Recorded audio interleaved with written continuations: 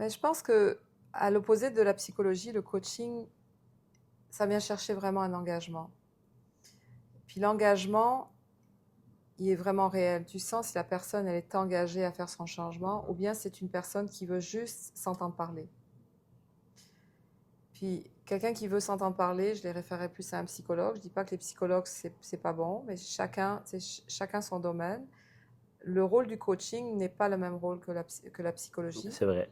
Puis les personnes qui aiment s'entendre parler ne sont pas vraiment coachables parce que elles aiment raconter leurs histoires, elles aiment raconter d'elles, mais elles sont pas prêtes vraiment nécessairement à changer leur façon de penser.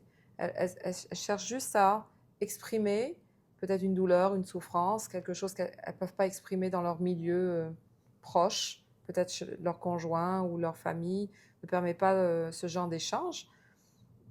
Mais en coaching, c'est vraiment des personnes qui viennent pour faire des changements réels. Un petit peu, j'aime bien penser à l'hélicoptère, c'est celui qui veut sauver, l'hélicoptère qui vient sauver le monde, puis il y en a qui nagent vers l'hélicoptère. Il y a un hélicoptère, on va nager vers l'hélicoptère, on veut se faire sauver. Puis il y en a qui nagent à l'inverse de l'hélicoptère. C'est lesquels que tu vas sauver en premier si tu es l'hélicoptère? Tu sauver ceux qui nagent à l'encontre de toi ou ceux qui nagent vers toi? Ceux qui nagent vers toi. C'est ça. Puis ceux qui nagent vers toi, c'est les gens qui sont engagés parce qu'ils veulent changer. Ils veulent se sauver eux-mêmes. Donc ils font un pas, puis nous on fait un pas en tant que coach. Et malheureusement, il y a des personnes qui disent qu'ils veulent s'engager, mais en réalité, ils ne s'engagent pas. Tu le sens, ils sont pas engagés dans leur cœur. Euh, la vraie preuve, c'est quand il s'agit de payer pour un coaching. Ils sont engagés jusqu'à ce que tu leur donnes le prix de ton coaching. Puis là, ah non, je ne suis plus engagé. Mais par contre, ils vont acheter des bébelles qui n'ont pas de sens, ils vont acheter des choses sur Amazon, ils vont payer un repas à 300 $ quelque part, il est flushé dans les toilettes le soir. Tout ce genre de choses, ils vont faire.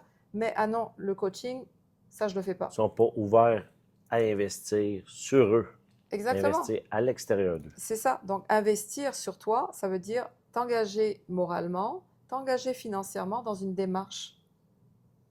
Et malheureusement, il y a des personnes qui ne passent pas ce cap. Ils se donnent des excuses.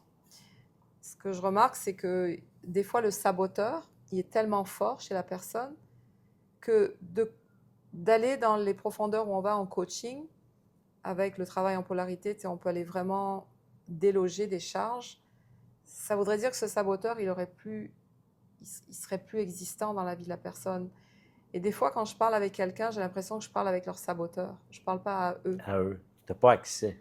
Non, c'est le saboteur qui est là parce que le saboteur, il agit comme un protecteur, un gardien du seuil de la personne. Puis souvent, je dis à la personne, des fois je fais une joke, je dis, mais c'est qui va me donner les réponses? C'est-tu toi ou c'est ton saboteur? Et la personne, des fois, je la prends un peu de court parce que ils se rendent compte que, oui, effectivement, ça c'est ma croyance imitante qui a parlé. C'est si la personne est suffisamment consciente, ils vont savoir qu'il y a quelque chose en eux qui doit changer.